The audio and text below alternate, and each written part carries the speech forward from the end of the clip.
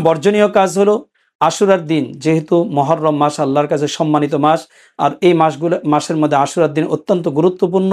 এই জন্য এই আশুরার দিনে আমরা সর্বপ্রকার গুনার কাজ থেকে বিরত থাকব।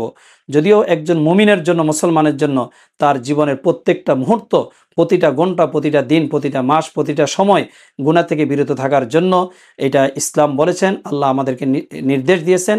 কিন্তু বিশেষভাবে যেই দিনগুলো, যেই রাতগুলো, যেই সময়গুলো বিশেষ মহিমান্বিত এবং সম্মানিত, সেই দিনের মধ্যে আমরা বিশেষভাবে আল্লাহর নাফরমানি থেকে বিরত থাকব।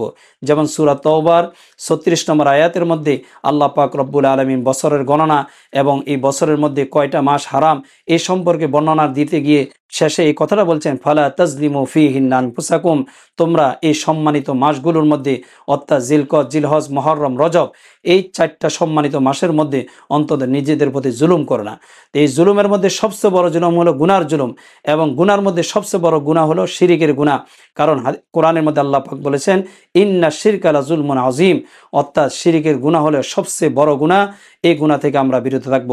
বিশেষভাবে শিয়া সম্প্রদায় এই আশুরার দিনকে কেন্দ্র করে যেই সমস্ত কর্মকাণ্ডগুলো করে থাকে, গর্হিত কাজগুলো করে থাকে, এই সমস্ত কাজ থেকে আমরা অবশ্যই নিজেদেরকে বিরত রাখব এবং সেগুলার দর্শকও হব না, সেগুলাকে কখনো আমরা সমর্থন করব না।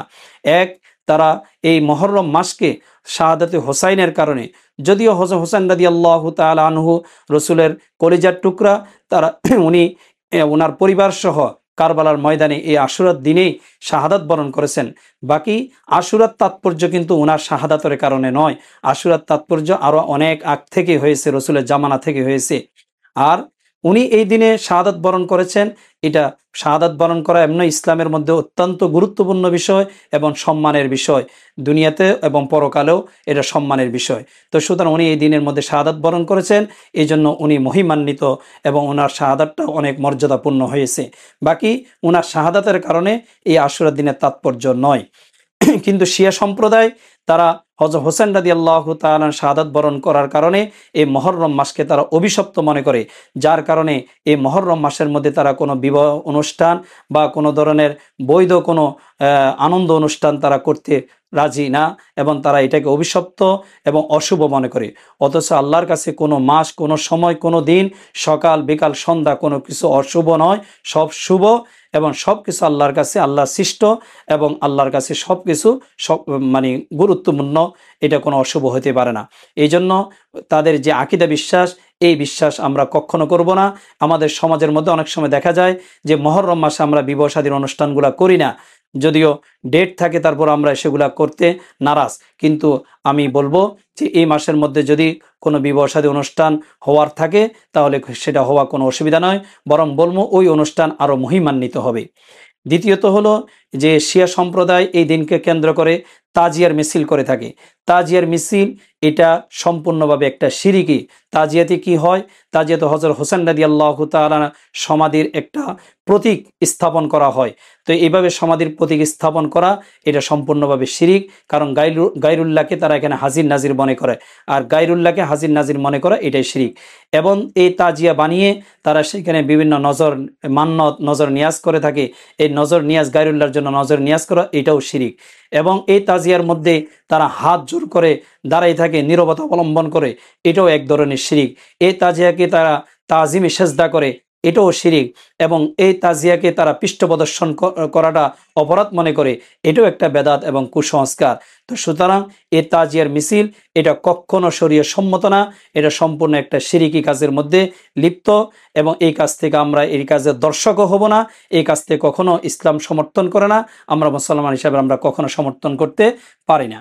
দ্বিতীয়ত হলো তারা এই তাজিয়ার মিছিল করে তারা শোকগাথা পালন করে বা শোক পালন করে।